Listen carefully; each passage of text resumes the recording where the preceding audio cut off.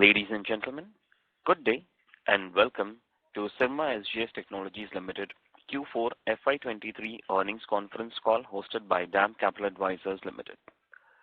As a reminder, all participant lines will be in the listen-only mode and there will be an opportunity for you to ask questions after the presentation concludes.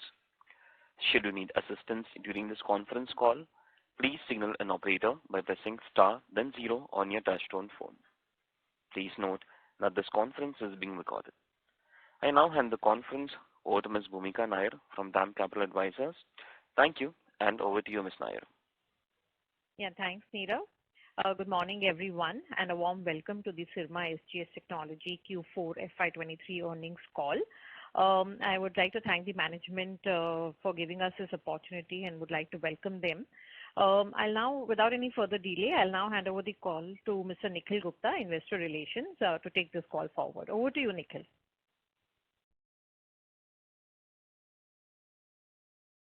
To Syrma SGS Fiscal Year 23 earnings call.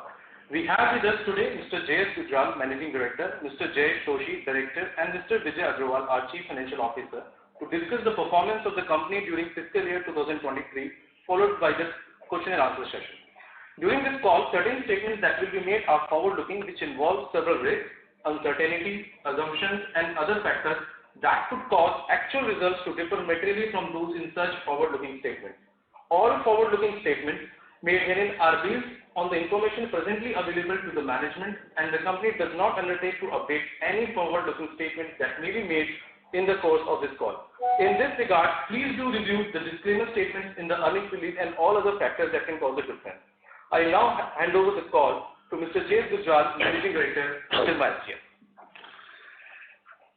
Ladies and gentlemen, a very warm welcome to all of you for the first full year earning call of Syrma SGS Technology Limited.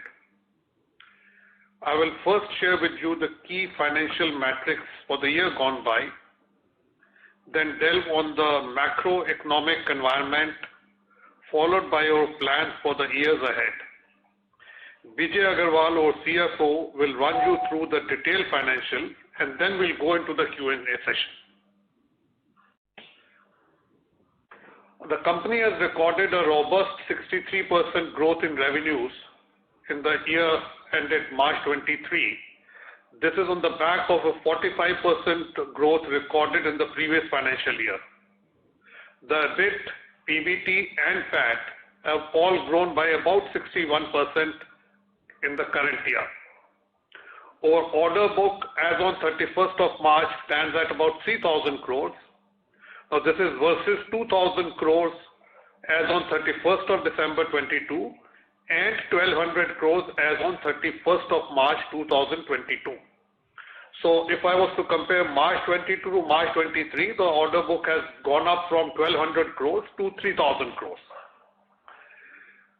In the board meeting which we held yesterday where the audited financials were approved, the board has recommended a 15% dividend or 1 rupee 50 paisa per equity share to the shareholders, which will be taken up at the AGM.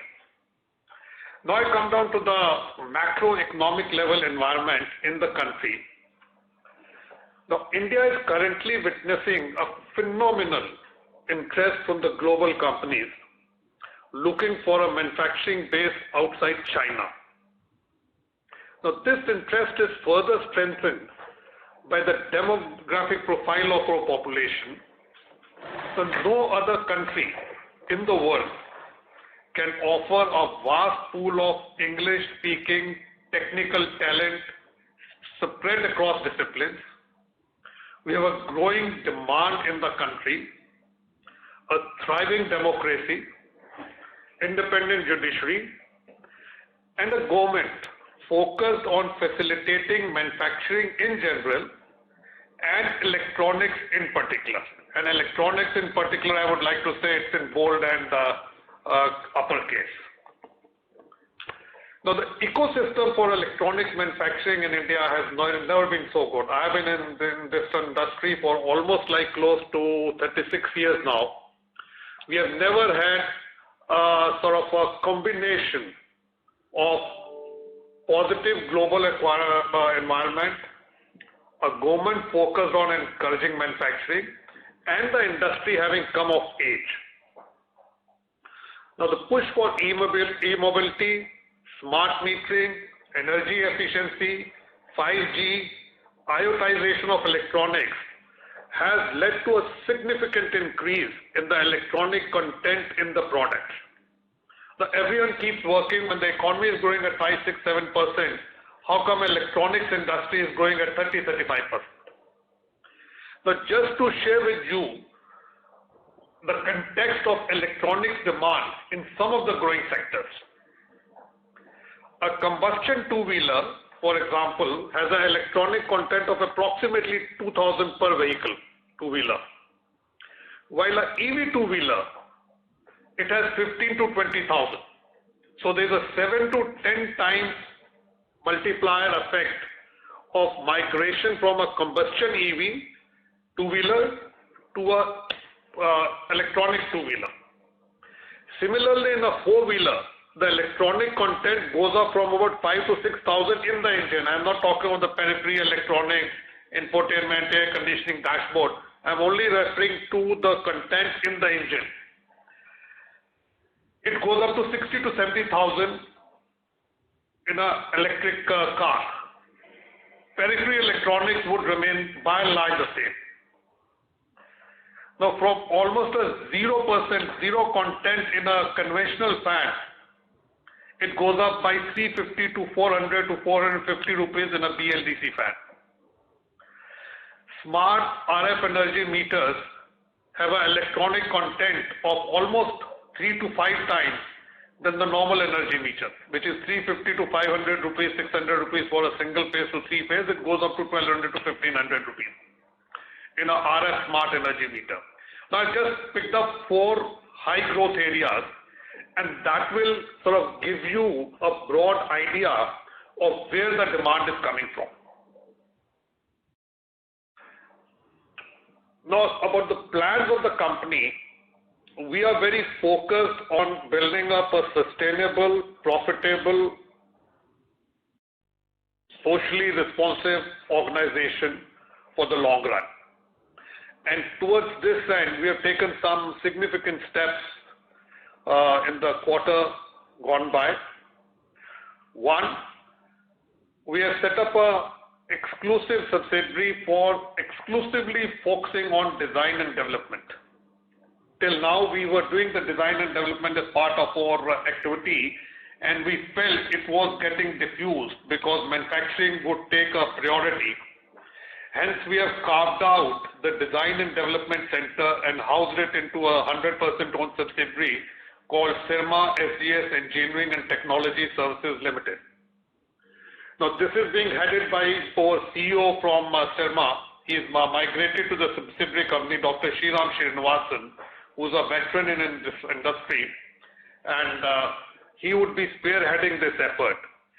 We have also hired a senior president from the industry who has got about 2 decades plus of experience in software and engineering services industry to aid Dr. Sriram in this push. Now, this has just been done about 2-3 months ago. Actually, the subsidiary was formed only, I think, in April. The initial response from the customers has been very, very encouraging. And going forward, that is in 2 to 3 years, this vertical will not only be a significant contributor to our revenues and margins, but will also increase the stickiness with the customers. The vintage of the customers in any case is very strong, going back 2 decades, 15 years, 3 decades. But with this teeth in the business with the customers, we believe the stickiness will even go up further. And this will help us in expanding our footprint, both in terms of revenues and margins. We have also beefed up our marketing team by having representations both in the east and west coast of USA, strengthening our marketing team in Germany, and beefing up our teams in the domestic market in India. The center, our subsidiary company in Germany, is also now we are putting up a prototype lines going forward so that the new customers, we can service them better from there, and then the series productions will be migrated back into India. In the quarter gone by, we have a quarter or 2 quarters gone by, we have onboarded 8 to 10 major customers, including some very formidable names, global names, and these customers are spread across automotive, which is both combustion and EV, HVAC, which is refrigeration and air conditioning, industrial power, electric charging infrastructure, and infrastructure electronics, which would include energy metering, water metering, smart lighting, both for domestic and global requirements. Now, with all these things in place, we expect that the revenue in the coming year should grow by about 35 to 40%. That's in line with the growth in the industry. It is nothing outlier, but a conservative estimate that we should be growing at that rate with our long-term objective of sustaining a double-digit EBITDA in the coming years. Now, having taken this, I'll just hand over to Bijay Agrawal, who will run you through with the detailed financials quarter on quarter, whatever it is, and then we are open for question and answer. Thank you very much. A very good morning to everyone. I'll now quickly take you through the brief financials for the year FY 2023. I'm delighted to say that the company has registered a strong growth during the FY23. On a consolidated basis, our total income grew by almost 63% to 2,092 crores. EBITDA also demonstrated a strong performance for the year at 232 crores with a growth of 61% year on year. And this is despite the ongoing global challenges and inflations, we are able to control our costs to deliver these margins. Out of our total other income, which is approximately 43.7 crores, this includes a treasury income of 35 crores, and the rest is other operating income, which is primarily or majorly related to forex and to impact on the raw material purchases and sales and other miscellaneous items. So if we exclude the treasury income out of the total EBITDA, my operating EBITDA is approximately 197 crores, which is 9.6% of operating EBITDA margin. Our PBT grew by 61% to 179 crores. And same way our PAT for the year, full year, is 123 crores with a growth of 61% over the FY22.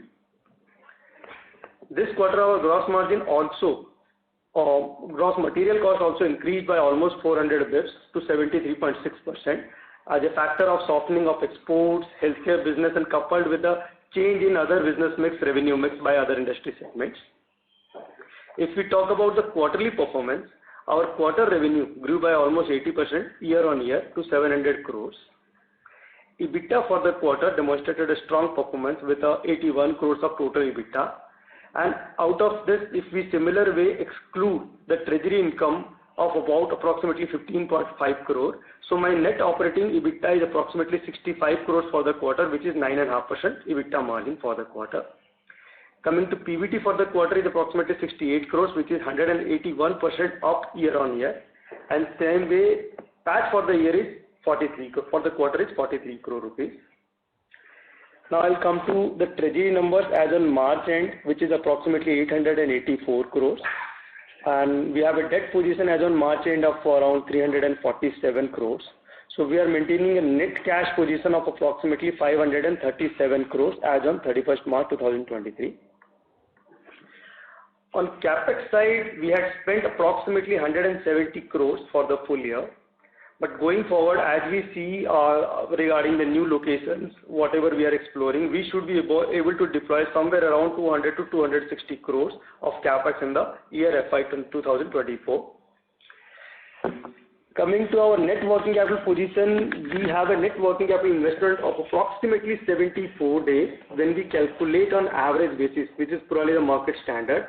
However, when we check ourselves on the year-end position basis, we are running a total net working capital position of approximately 89 days, which is slightly 3 to 4 days lesser than the position what we were maintaining during FY22.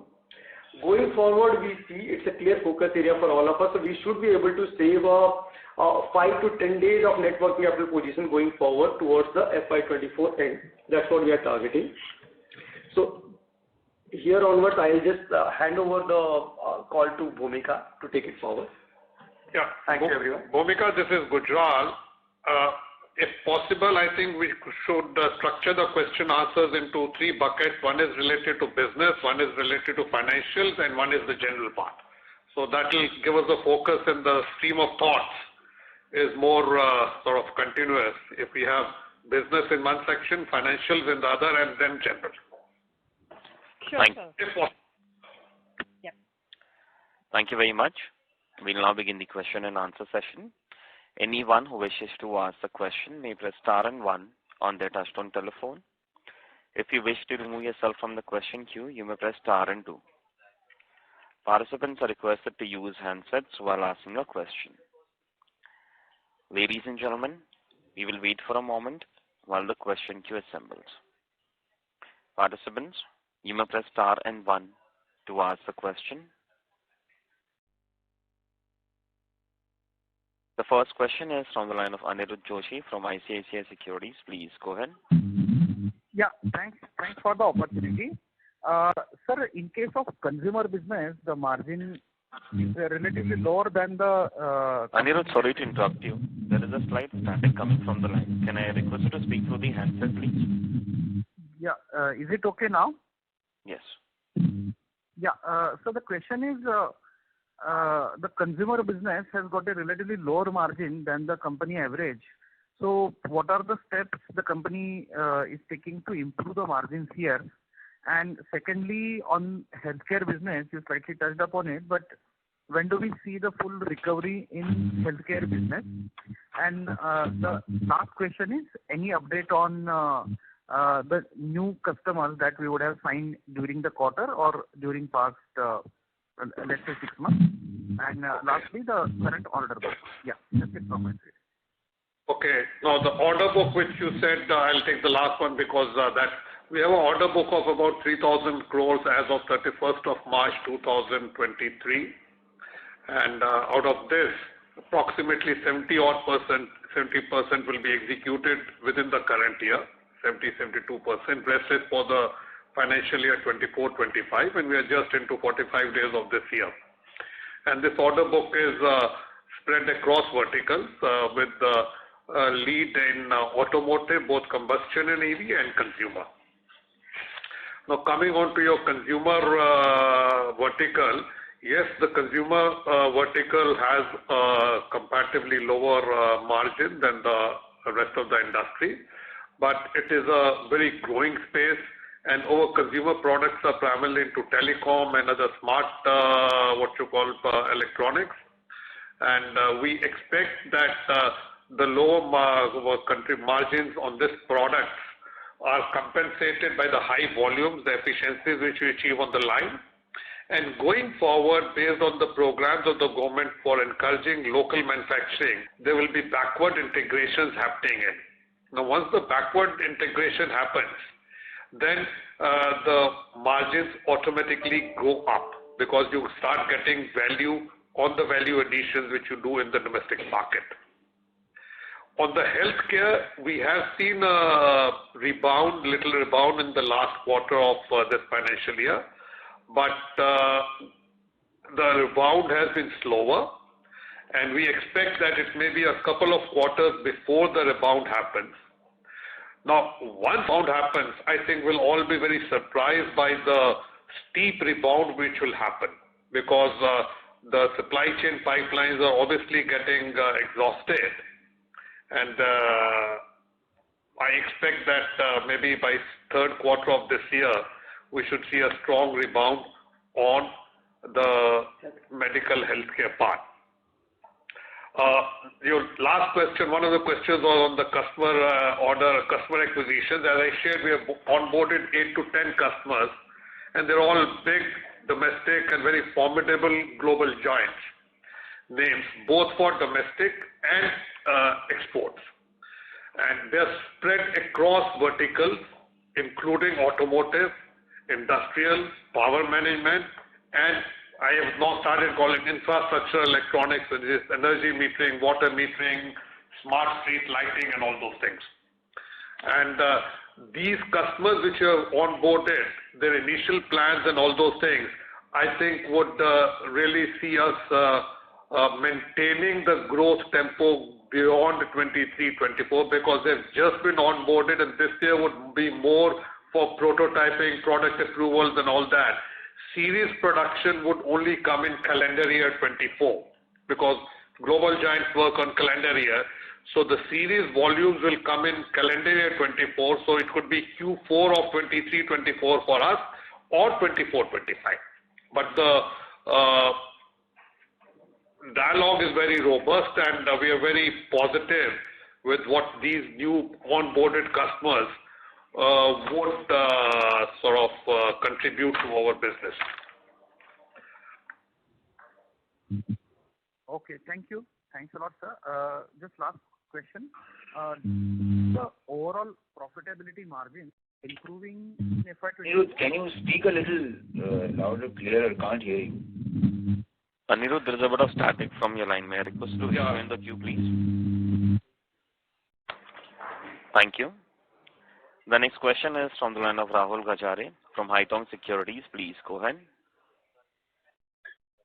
Thanks, gentlemen, for the opportunity, and congratulations on pretty good performance in this particular quarter and for the full year. First, on the business front, you have a very strong order backlog at almost 3,000 crore rupees, and we've seen a significant uptick in the order backlog during the last few quarters.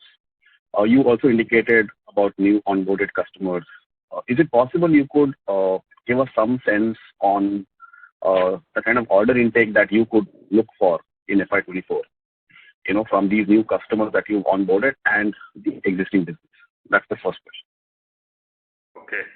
Now, very rightly you said the order intake has been strong.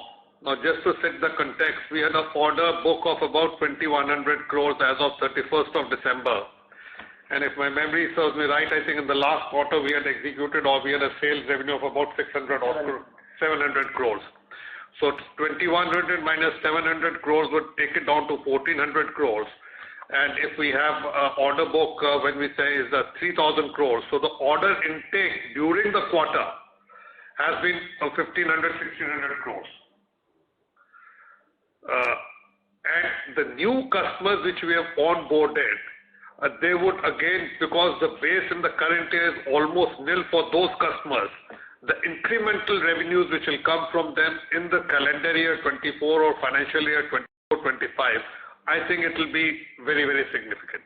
It will be a significant portion of the revenues, the growth driving for the next year. Now, apart from this, I missed out, I'll share that we have got the RDSO approval for one of our plants, that's for the railways. And going forward, in this year also, we see a significant uptake in railways contributing to the revenue. So as a percentage, it may still be very small because currently the base is small. But going forward, I expect railways also to be playing a significant share in our revenues. Okay. Sir, continuing with the same question, is it possible you could break this order backlog into how much is the share of exports and, how the other industries are in terms of the order backlog breakup? That will give us some sense on the profitability because, like you said, consumer at this point in time is a low margin business, compared to your industrial business. So if you can break up this order backlog, that will be very helpful for us to forecast the profitability and margin profile. See, for approximately 30% of our revenues for the financial year gone by, 31% or whatever, I think it's 31%. I've not calculated the orders based on that, but the back of the hand calculations show the orders of 3,000 crores would have almost the same proportion of the export to the domestic. There will not be a significant difference in that. So if we say 3,000 crores is the order, the export orders would be in the range of 700-800 crores or something like that. Okay. And how would you break this into segments that you highlight in terms of auto, consumer, healthcare, industrial, IT and railways? Can you break this order backlog into these verticals? If we do break, IT, new IT policy has been only announced day before yesterday. So we are still on the drawing board to work out how it will pan out and whatever it is. So the impact of the new IT policy, which is positive, is not factored into whatever I'm saying because we are still working on that. But broadly, the order breakup, again, if we see the industry composition, would be approximately 20-25% would be automotive, about 30-35% would be consumer, about 20% would be industrial, 7-8% would be IT and railways. ITs or whatever currently it is, and railways and other businesses. So it's 3-4 buckets, 20-25% automotive, 25-30% industrial, 30-32% consumer, and rest is other. Yeah. So my last question is, if you can break up the revenue also in terms of the segments that you do, in terms of PCB, box build. And, actually, if you can put some of this information in the presentation that you all put up, it will be very easy for us to, gauge from the presentation itself, the breakup of order book, the breakup of revenue in terms of PCB, box build, RFID, etc. And obviously the share of ODM in the overall revenue right now. Sure. So that's all for my side. Particular financial year FY23 is approximately 18% for this year. And similar way, if we talk about box build also, that is about 18.5%. And if we talk about PCBAs, that is again approximately 80% there. You said ODM and box build are both around 18%. Yes. ODM is 18% and box build is 18.5%. Thank you. Rahul, sorry to interrupt you. I'll request you to join the queue again for a follow-up question. A request to all the participants, please restrict to one question per person so the management can address all the questions for the participants. The question is from the line of Piyush Khandelwal from Bank of India Mutual Fund. Please go ahead. Hi. Thanks for the opportunity. So just wanted to understand first on this consumer division, because what I see, in FY22, the material margin on the consumer side was 38%, FY23 was 17%. So is there any benchmark that you look, because there must be many kind of order book available under the consumer division as well. So is there any benchmark that you guys said that you'll be looking under these kind of sectors only under consumer business, that will be doing business, that there's some threshold on the margin side, or you'll be majorly looking for volume under the consumer business? You see, the consumer business, I think we can classify into two buckets. One is the ODM consumer business, one is the build-to-print consumer business. Now, if I was to talk of the ODM consumer business, the margins are in line with other industries. In build-to-print, or where vanilla EMS is involved, the values are large, the volumes are large, and hence the margins are low. But what is positive in this is we get a better asset turn because it's large volume, the changeovers and the stoppage of lines are not there. Once we have a better asset turnover and the working capital involvement, because the skin of the technology provider is also into it, or working capital environment also goes down. So that results in positive cash flows for that particular segment of the business. So you see, when we do a business, we take a lot of factors into account. Margins obviously is one, stability of the customer, volume which is giving, what is my working capital involvement, what is my capex turnover. So all these factors we consider and then arrive at a decision that on a long-term basis, it should be in sync with our objectives. So we are not hung up on quarter, we are focused on long-term. And in the consumer business, if going forward, based on the plans of the government and the PMPs, the phase manufacturing programs and others, how much more we can do backward integration to increase the value add. So short term it is there, but long term we'll see sort of accretion in margins even in consumer business as our volumes go up, or purchasing power goes up, and the operating leverage is set in. Understood. So just let me put the question in a different way. Is there a material difference in the ROC in the consumer segment versus, let's say, overall company level or the other segments? See, ROC is a function of what? It is the capital employed, and if my capital employed is less because of the stake of the technology provider in the inventories, that we don't have to fund the inventories upfront, then obviously the ROC becomes better. Thank you. Piyush, I'll request you to join the queue again for a follow-up question. A request to all the participants, please restrict to one question per participant. The next question is from the line of Saurabh Mehta from East Lane Capital. Please go ahead. Yeah, hi sir, thanks for the opportunity. The first question is on working capital. The control in this quarter is quite impressive. So just wanted to get a medium-term outlook on it. Initially, we were guiding for a 10 days saving on this 85-90 days number. The second thing is on the gross block. We are at 500 crores. So what is the peak asset turn which we can generate from this? Right now we are about at 4.9x. Two housekeeping questions on this: other income and tax rate. The other income has doubled quarter on quarter, and the tax rate has gone up to 37% in this quarter. Is there any losses in some subsidiaries or segments because of which the tax rate has gone up? And the last question is again harping on the consumer bit, wherein year on year our revenue has gone up by 1.6x, but our gross profit or gross margin from this segment is only up 15%. So we did 38% last year, and this year we've done 17%.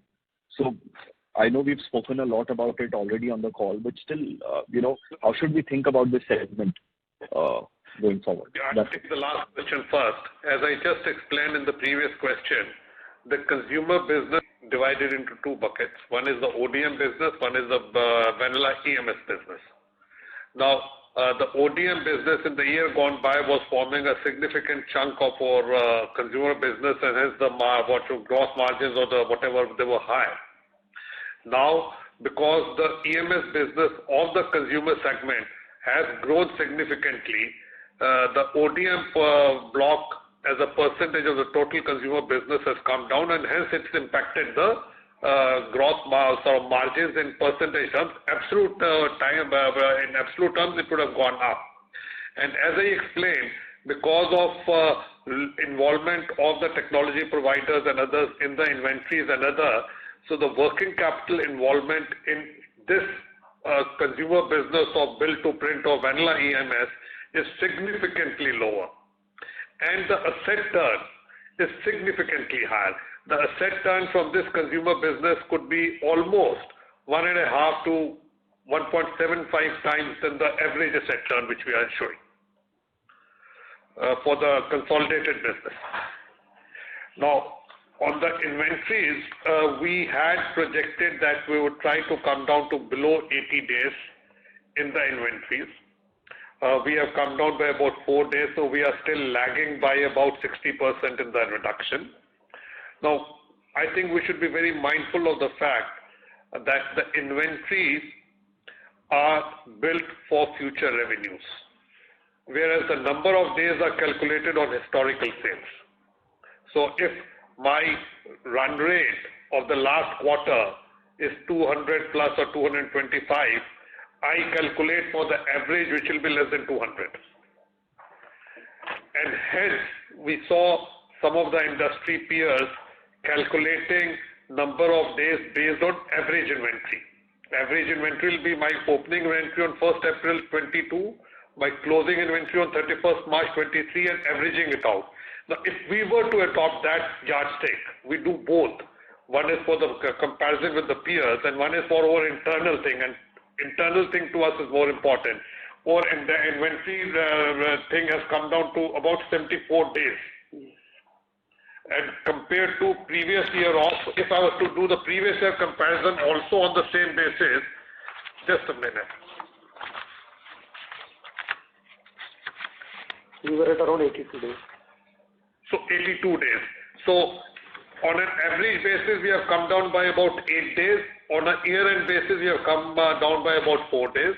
This is an area which needs, we are mindful of it, and just because when you are growing at 60-odd%, at times you sort of give this efficiency part of the inventory holding a little backseat, because the thrust of is to acquire customers in the market share. The third question was that on a asset turnover of 500, what is the thing? It's 4.9. You see, if I was to classify assets, there would be two parts of assets. One is the infrastructure assets, one is the income generating assets, which is the plant and equipment. Now, once I invest the infrastructure upfront, it takes about 2 to 3 years for that facility to be optimally utilized. So the infrastructure spread is not optimally utilized, and hence the asset turn goes down. If I was to only calculate based on the revenue generating machineries, then I think we would be better off. Going forward, I think we are targeting a asset turn of about 6 plus once the whole thing stabilizes. On the tax part, I think I'll leave it to Vijay, because we are on different tax regimes in different legal entities, and hence there could be a... Also in the 9-month number, there was approximately 2.5 crores of short provisioning which has come to in this quarter 4. And that's where you can see there is a higher tax rate for the quarter 4, but for the full year it is evenly distributed that way. Also, one more point on the asset turn. The asset turn which we are right now calculating, that is based on the revenue which we achieved during the year. So few of the new plants which have the capex for which we have been incurred during the full year, but the revenue for those new plants have impacted only for, or maybe benefited for the year only for 4 months to 6 months. So that's where going forward in the next year, once we get the full revenue from those plants, asset turn will automatically improve from current 5x to 6x in the upcoming year. I hope that answers all your questions. Yes, sir. Thanks a lot. It's very useful. Thanks a lot. Thank you. Thank you. Next question is from the line of Rahul Hirawat from Multiples Private Equity. Please go ahead. Hi, sir. Firstly, congratulations on the results that you achieved. I think this is a phenomenal growth. My questions, while we've discussed a lot on the margin profile of the consumer business, if you could also elaborate a little more on in terms of the type of clients we are signing, because a lot of, say, the consumer wearables clients are at a much lower margin as compared to certain other consumers.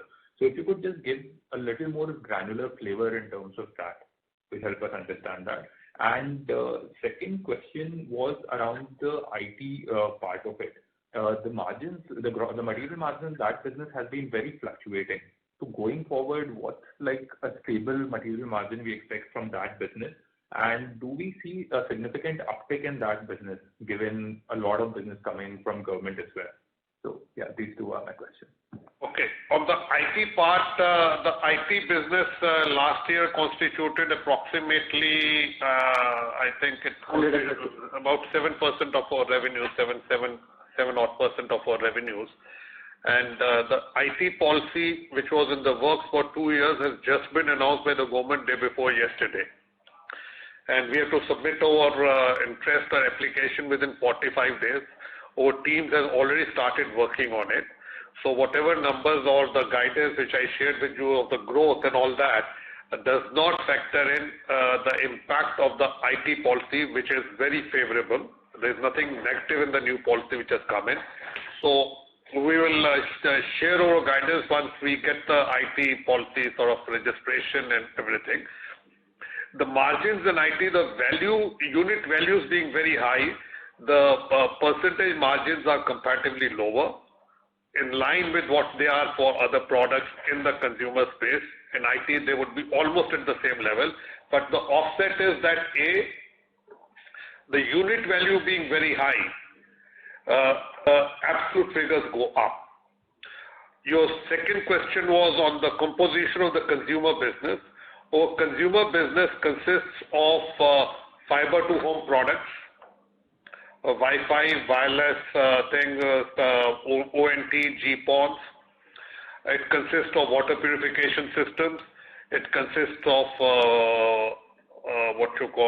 water heating systems, domestic water heating systems, and the smart electronics. The smart electronics, the wearables and all that, the government has come up with a phased manufacturing program where some of the products have started attracting custom duty as of 1st of April 2023. So going forward, we are evaluating that if we were to backward integrate and make a PCB out of that, the value addition, while the sale price will remain the same, the value addition goes up significantly because we are manufacturing the PCB. Currently, the PCBs are being imported. Similarly, there would be other components. The government has come out with a very detailed manufacturing program with period that effective X date duty will be liable on this, effective Y date duty will be liable on this component. So we believe that going forward, there will be accretion to the margins on this segment because of the backward integration when we start manufacturing assembling the boards also in India. Understood. And are we looking to increase our capabilities in the PCB manufacturing part? See, the PCB, I think we have the best of the capabilities and we are capable of manufacturing any type of PCBs, any layers, flexible or whatever. It's only the capacity has to be increased and capacity sort of in sync with the requirement because wearable electronics would have a different configuration of lines. They are fungible though, but to get the best efficiencies, we are configuring lines that what will be the best line configuration for that. But in terms of capability, I don't think it requires anything additional capability because we're doing telecom, we're doing railways, we are doing defense, we are doing automotive. And in terms of technical capabilities, I think it doesn't require anything additional. Thank you. Thank you. Next question is from the line of Umang Parekh from Ashika India Alpha Fund. Please go ahead. Hi, thank you for the opportunity. So my question is on the gross margins. So the gross margins have come down significantly for this quarter and on a yearly basis. So just wanted to understand that what would be a sustainable gross margin going forward? As I said in my opening statement, we are focused on delivering double-digit EBITDA on a long-term sustainable basis. Couple of percentage points here and there, that's one issue. We don't see any significant downside in the margins with the composition of the business plans and the sales which we have envisaged for the coming years. We don't see that quarter on quarter, or as I said, I'm not really hung up on quarter because on quarter on quarter, the de-risk business, we may have a higher proportion of business which is on a lower margin, but on a year-on-year basis and sustained basis, it gets evened out. And even on quarter-on-quarter, the margins, the gross margins at times may be lower, but they're offset by the savings in the OPEX which we make. So if we see year on quarter 4, for example, we have operating EBITDA of about 9.5% versus a full year of 9.6%, excluding the treasury income. So it's only a 10 basis point, 1%, 10%. 10 basis points is only reduction. So, see, this is a game that we can't see gross margins, operating margins. We have to see everything in totality. Right. Everything in totality. So, if in everything in totality, my EBITDA has been 9.5 versus 9.6. Operating EBITDA, the gross EBITDA with treasury income is 10 point something, whatever. So, it is not desirable, but we are not hung up about it because we are focused on the long term. And long term, we are very sure that with the design and development thing coming in, with beefing up of our export setups and marketing setups in Europe and America, and venturing out into railways and other things would have accretion to the EBITDA. Right. And if it's the accretion to the EBITDA, it will be operating leverages and margins. Okay, got it. And so lastly, just what would be the timeline for the execution of our current order book of 3,000? As I said, out of this 3,000, I think approximately 70-75% will be executed within this financial year, and rest will be a spillover to 24-25, and then we are just 45 days into this year. The new orders will keep coming in. So I don't foresee a scarcity of inbound business. Okay, understood. That was very positive on it. Yeah. Thank you. Next question is from the line of Amar Maurya from AlphaStreet Advisors. Please go ahead. Sir, thanks a lot for the opportunity. Firstly, sir, as you indicated that healthcare is going to remain muted in the first half. So on a year-over-year basis, what kind of growth we see in healthcare and industrial, if you can help us? Industry growth rate is robust. I don't foresee any sort of issue on the industry growth rate. Just for a minute. Healthcare and industrial segment, sir. I'm talking about healthcare and industrial segment. As you indicated, I believe healthcare is largely our export driven, right? See, healthcare growth year-on-year. This year, no?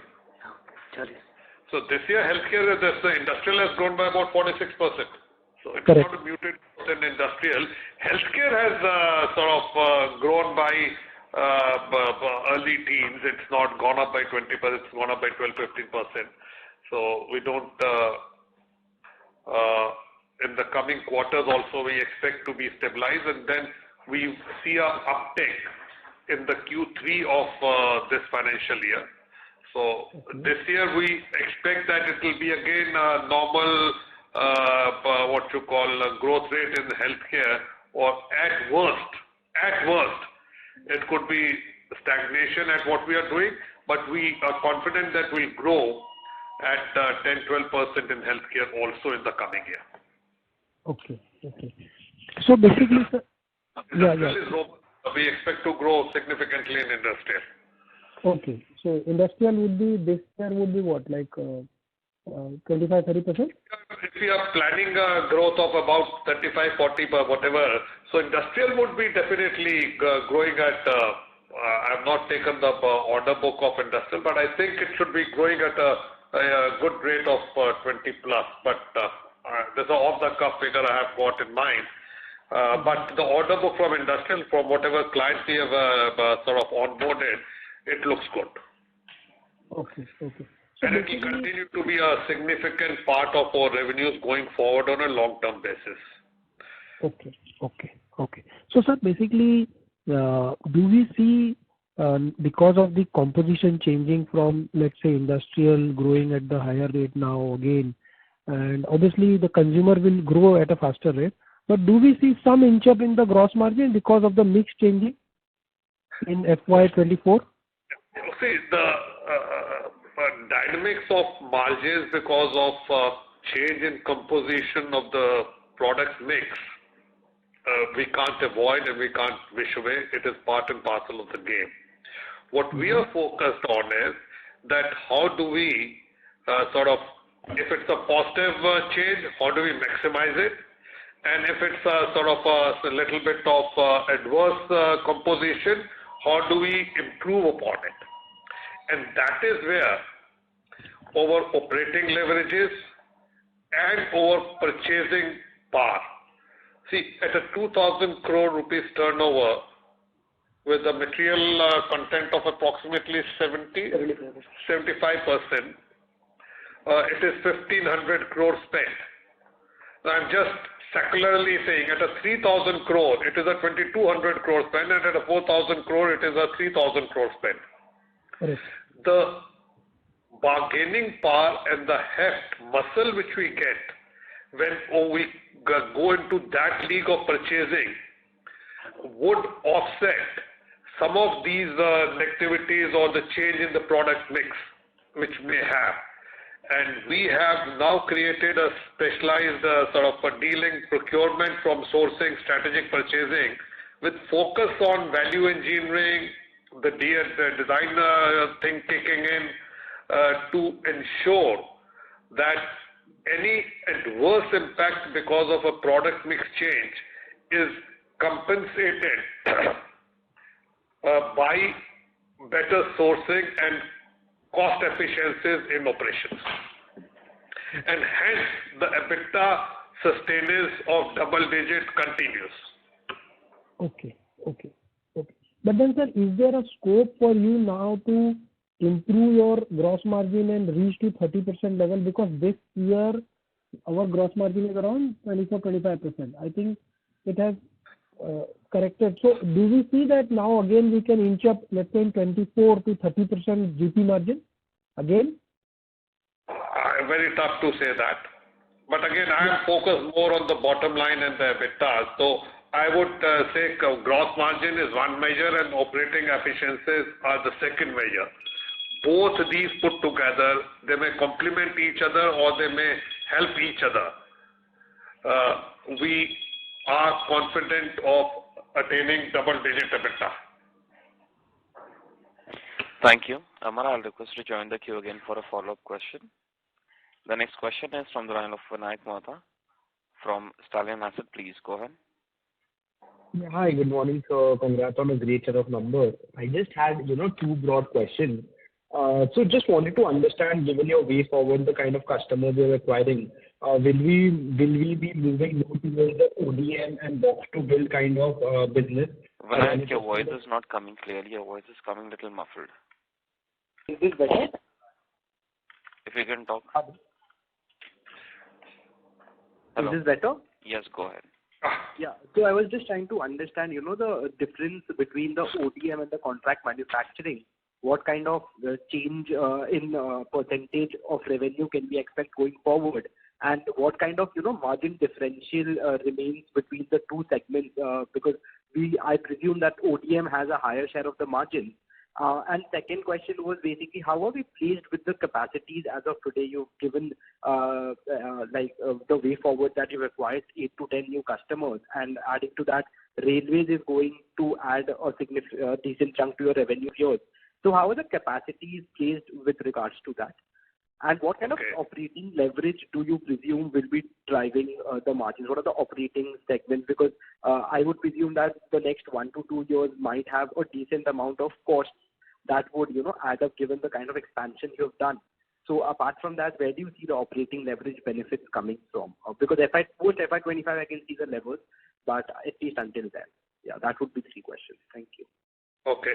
Now, on the composition of the sales going forward, the fact that we have put up a separate, we have housed in development and engineering efforts into a separate subsidiary is only a demonstration of the focus of the management in value creation.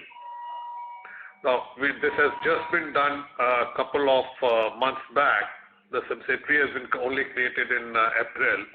So now with that exclusive focus on design and engineering across verticals, I believe 23-24 we may get some benefits of it, but going forward on a long-term basis, the design and engineering would form a significant portion of our revenues, and it will also help us in enhancing the margins because we go into a ODM product. This coupled with the industrial growth and box build all sort of project or point to the fact that even growing at 35, 40, 50% on 2, 3, 4 year basis consistently, if we see the back record from 800 to 1200 to 2000 and going forward, there would be accretion in the margins and not dilution. Now on the capacities, whatever we have installed capacities today, plus maybe a couple of lines, would be sufficient for us to achieve this year's growth projections. the CapEx cycle which is being done in financial year 23-24 is essentially for the growth which we are expecting in 24-25. So, as I said, we'll be growing at about 35-40% this year.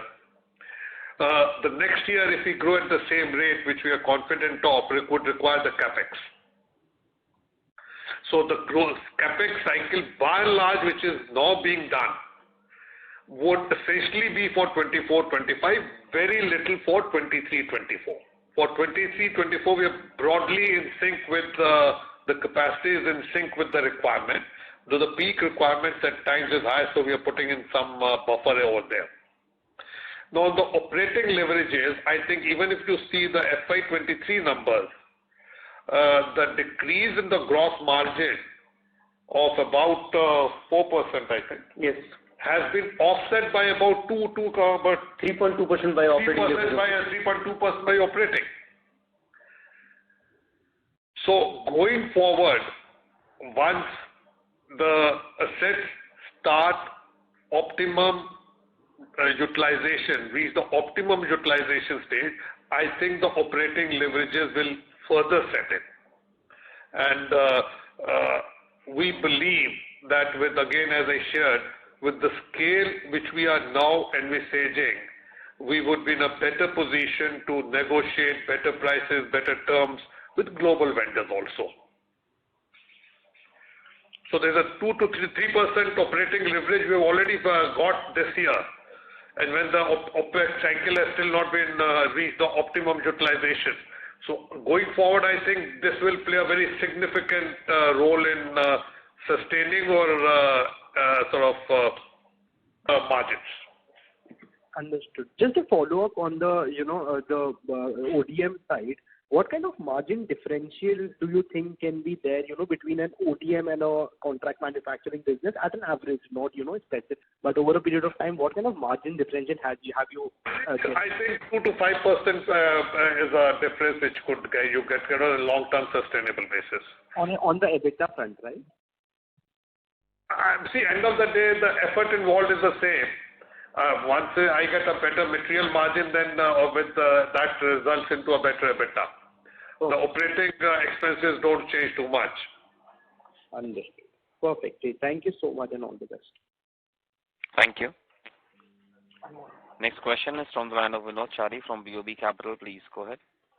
Yeah, good morning, sir. Thank you for the opportunity. I had a couple of industry-related questions. One is recently I read that Fuji is one of our machine suppliers, and Fuji is also setting up PCB capacity in India. So, and apart from that, even otherwise in the industry, I think we are hearing a lot of Chinese companies willing to set up capacity out of India now. So, what would that mean for an industry player like us? I don't think Fuji is setting up a PCB capacity. I don't know. In fact, I was with the Indian MD the other day. There was no such thing. They are essentially into the equipment. Okay. And they will continue to be in the equipment. But you pointed out, I'll check it up. I'm not aware of it as of date. And I don't think they are into the PCB thing globally also. Now, as far as the Chinese companies setting up base in India, I don't see it as a threat, I see it as an opportunity. It also opens up doors for me to tie up with some companies for some specialized products and start manufacturing in India.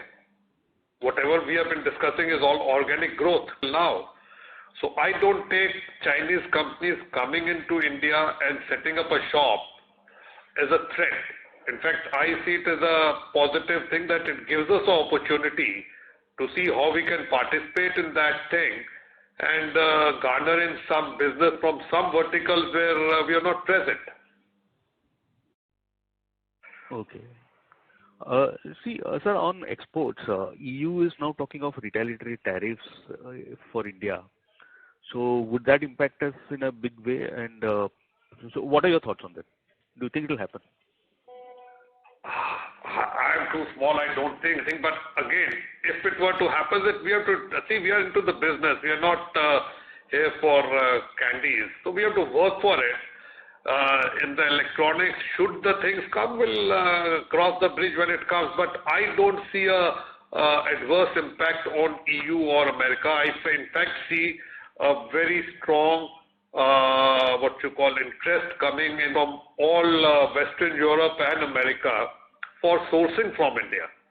In fact, my colleague is going off to America to have a chat with one of the major multinationals end of this month.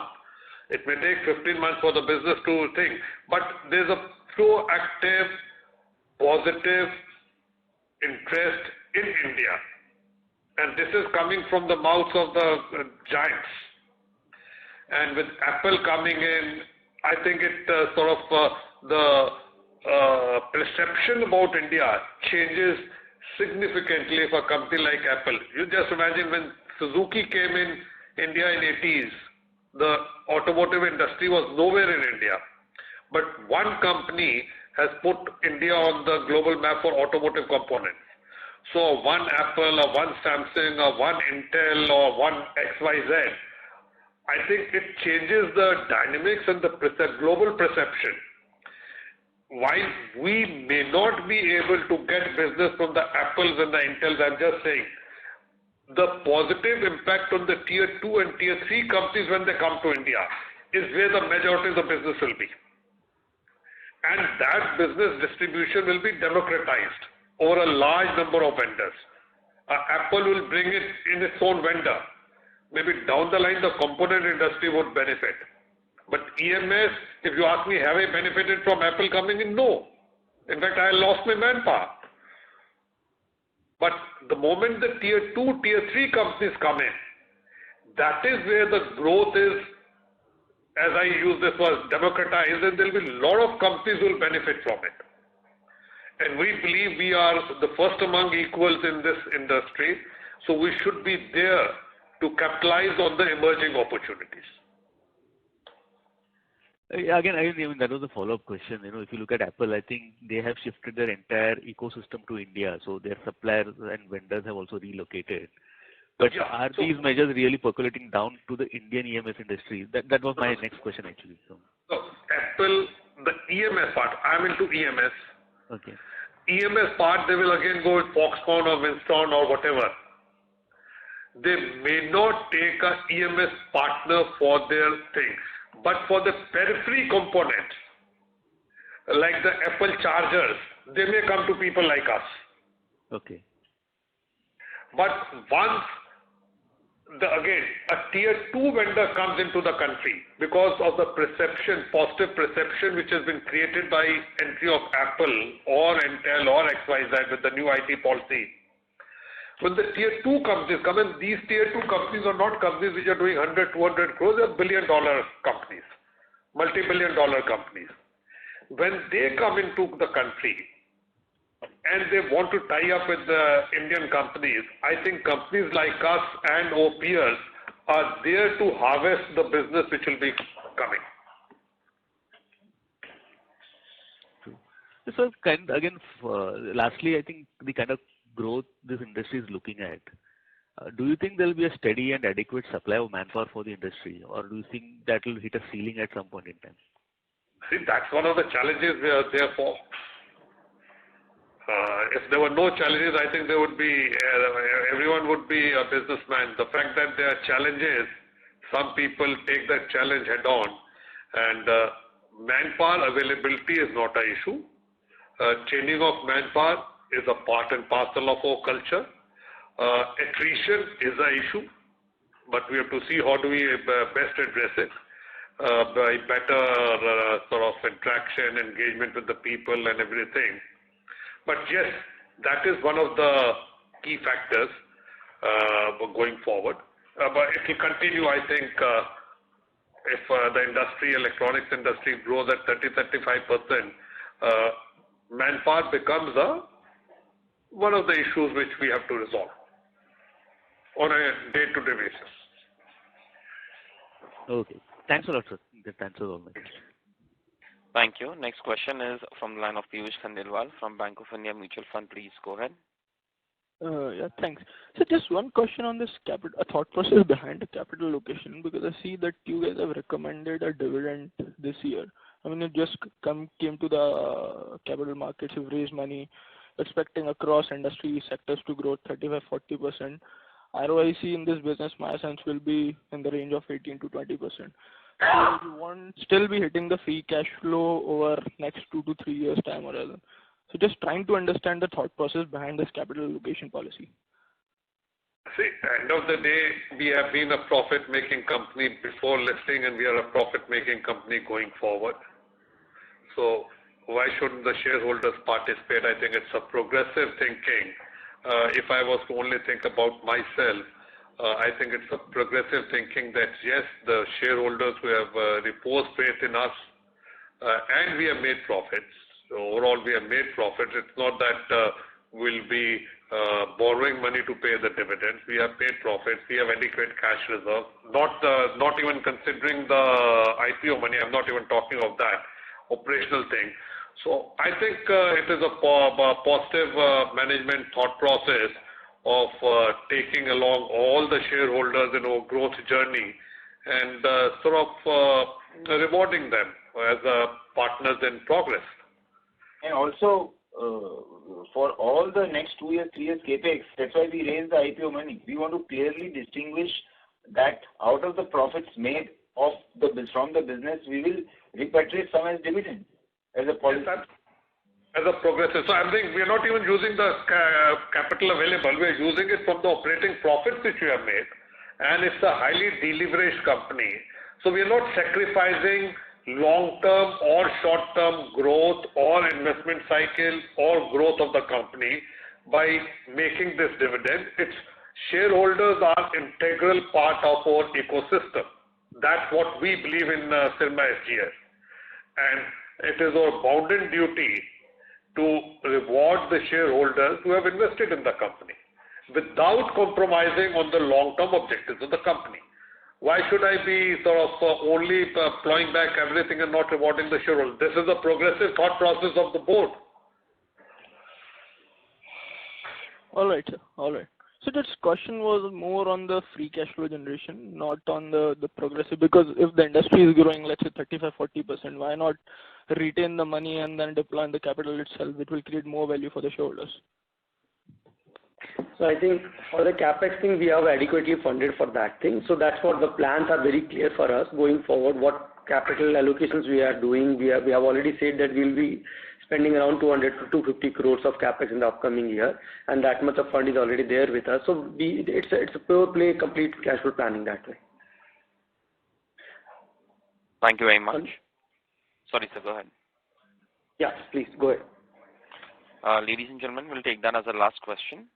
And now hand the conference over to the management for closing comments. Ladies and gentlemen, it's been wonderful interacting with you.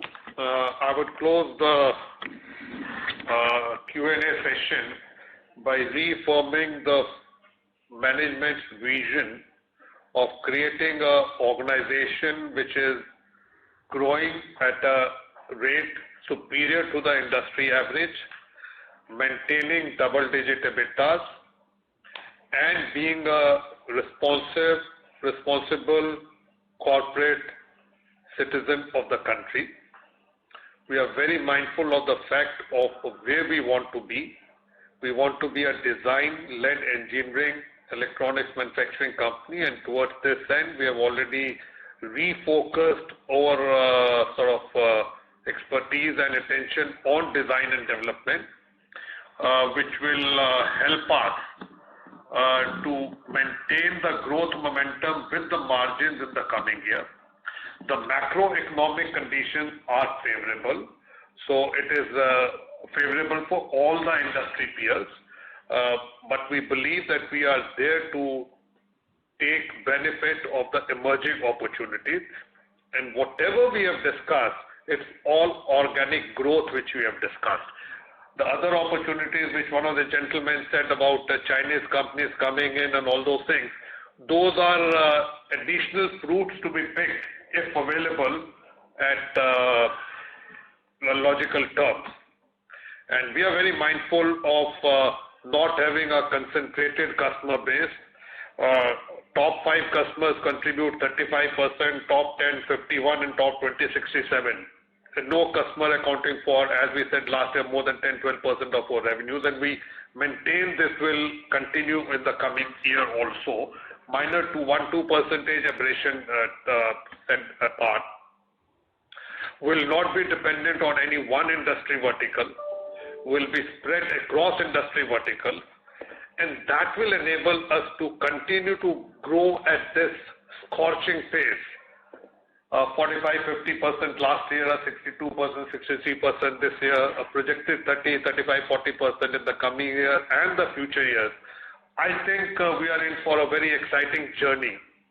And when we are doing all this, the senior management team's attention and time is also taken up in building the organization. I think the only pitfall which any one of our companies, peers can face with this scorching or the accelerated growth which we are having is not having an organization structure in place to cater to the growth. We are upfronting the expenditure in our HR systems, HR initiatives, IT infrastructure, everything. And we have got the PLI for telecom, which has already gone it's positive. We have started manufacturing. The air conditioning PLI, which we had, will have fruits of it in this year. The IT PLI, which has been announced 2 days back, I think will have a very, very positive impact on the business in general. And I don't see any reason why we should not be able to take benefit of that. Having said that, I think I will conclude that we are in for an exciting next 3-4 years of growth with profitability and with all the challenges which are attendant to any growth. And thank you very much for being part of this call. And if you have any other questions offline, I think you can get in touch with the concerned people, and Nikhil Gupta is always there to sort out any queries which you may have. Thank you very much and a very good day to you, ladies and gentlemen. Thank you very much. On behalf of DAM Capital Advisors Limited, that concludes this conference. Thank you for joining us. You may now disconnect your lines. Thank you.